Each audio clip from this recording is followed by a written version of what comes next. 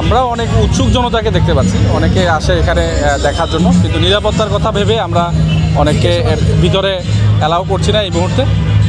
কারণ ভিতরে যে আপনি জানেন যে বিল্ডিংয়ে যে ভগ্নাংশ আছে সেখানে কেউ যদি প্রবেশ করে বিল্ডিং ভেঙেও পড়তে পারে। তো ব্যক্তিকার মানুষের নিরাপত্তার বিষয়টি মাথায় রেখে আমরা সাধারণ এই মুহূর্তে কাউকে ভিতরে প্রবেশের অনুমতি দিচ্ছি না। এমনি কোথাও কোনো সমস্যা নেই, পুলিশের অবস্থান আছে এখানে, আমরা সার্বিকভাবে কোথাও কোনো আশঙ্কা দেখছি না। আমরা এখানে আমাদের ডেভেলপমেন্ট আছে, সার্বিক বিষয়ে কোথাও কোনো সমস্যা নেই। আমাদের স্বাভাবিকভাবে যে ধরনের নিরাপত্তা ডিউটি করার কথা সে ধরনের নিরাপত্তা ডিউটি এখানে বলবৎ আছে। এখন পর্যন্ত আমাদের এখানে কোথাও কোনো সমস্যা আমরা দেখতে পাচ্ছি।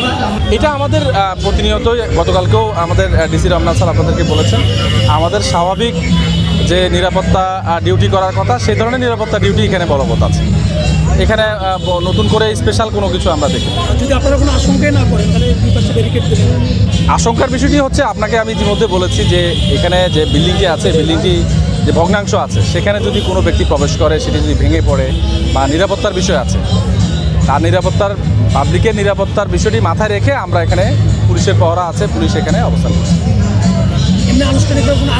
আমরা আনুষ্ঠানিকভাবে গতকালকে ইতিমধ্যে দেখেছেন যে আপনারা, আজকে ইতিমধ্যে কোনো কাউকে আটক করিনি আমরা। গতকালকে ছিনতাইকারী সন্দেহে এবং পকেটমার সন্দেহে কয়েকজনকে নিয়ে যাওয়া হয়েছে। তো তাদের বিষয়টি যাচাই বাছাই করা হচ্ছে।